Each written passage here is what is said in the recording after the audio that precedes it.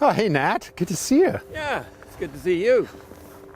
You got the car fixed. I did indeed. Ah. It's taken a long time, but here it is almost near Christmas. And I'm so happy. It looks fantastic. Yeah, looks good. Yep. Great to be driving around town in a car that's looking good. Yeah. You know, it's cold out here. It's freezing. Let's go inside. Oh, it's a great plan.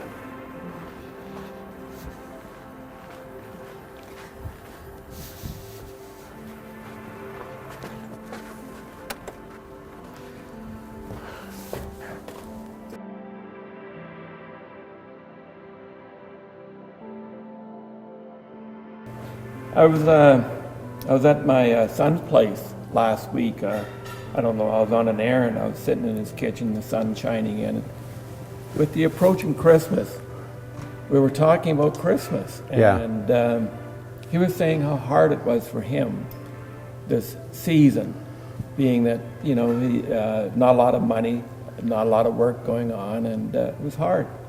And for me, you know, my dad died in December, my mother-in-law died in December. It doesn't seem to match those Hollywood moments. Right. And I just think there's got to be encouragement for those people who struggle.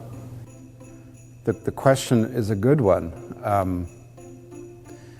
And it's good actually that we're having this conversation in the church and not outside.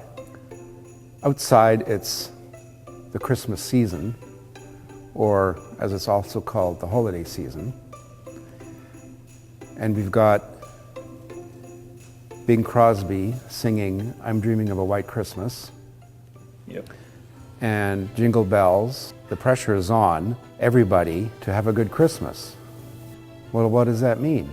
Well, it means that there's food on the table, I'm with my family, and there's peace, love, and goodwill within the family. Yeah, we're happy together. But the reality is, as you've just pointed out, the reality is different. Bing Crosby is no help whatsoever. Dreaming of a white Christmas, dreaming of how things ought to be, brings into focus what actually is. And there's a huge gap between what ought to be and what actually is. And that's true of absolutely everybody. Yeah.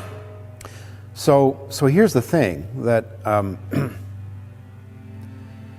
you have to come actually into the church. You have to relocate to a different space and a different time. So the space is the church, and what is the time? The time actually is Advent. And what is Advent about? Advent is about watching and waiting for the Lord. And Advent actually begins in the dark. So these last Sundays in Advent, as people have come into the church here on a Sunday morning, a lot of the lights have been turned out because Advent begins in the dark, and it's the darkness of our lives. It's the darkness of unemployment. It's the darkness of poverty. It's the darkness of despair, and it's the darkness of death, and it's the darkness of strife and conflict and sad memories and the heaviness of being a human being in a world that is in rebellion to its Creator. You have to relocate to the church and to the time and the season of Advent. Advent begins in the dark, and it begins by acknowledging and telling the truth about your life and about what actually is the case, what's actually going on with you in the moment. And it's, for most of us, it's not very pretty. It's not a pretty place, sitting in the dark. But we have this little ritual, right? We come to church, it's dark, there's a bell that we ring, and the bell is intended to wake us up from our sleep. And then we ring the bell, and then the next thing we do is we light a candle. And that lighting of the candle reminds us of that verse in the prologue to John's Gospel where it says, "The light shines in the darkness, and the darkness has not overcome it." And with each Sunday in Advent, and there are 4 of them leading up to Christmas, we light an additional candle.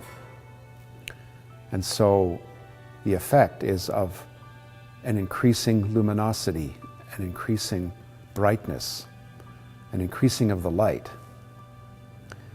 And it's counterintuitive because, of course, here in Canada, what's happening in December? It's getting darker. It's getting darker. So we have this incredible paradox and juxtaposition of there's the darkness of our lives, and outside in the natural order, things are getting darker, and as we listen to the news, man, there's not a lot of light, there's not a lot of hope. So you need to relocate into the church and into the season of Advent and acknowledge the darkness, but acknowledge there is one who is coming, who has come to bring light into the darkness of your life. Yeah, that helps. I think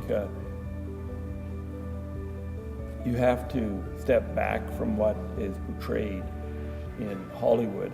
Every Christmas is a happy Christmas, and there is no darkness. Yeah, so, and that's different. That's a kind of a, there's no use whitewashing. Yeah. Yeah, that makes sense, Claude. Thank you. Well, thanks, Nat, and a blessed Advent to you and your family. Same to you. Thank you.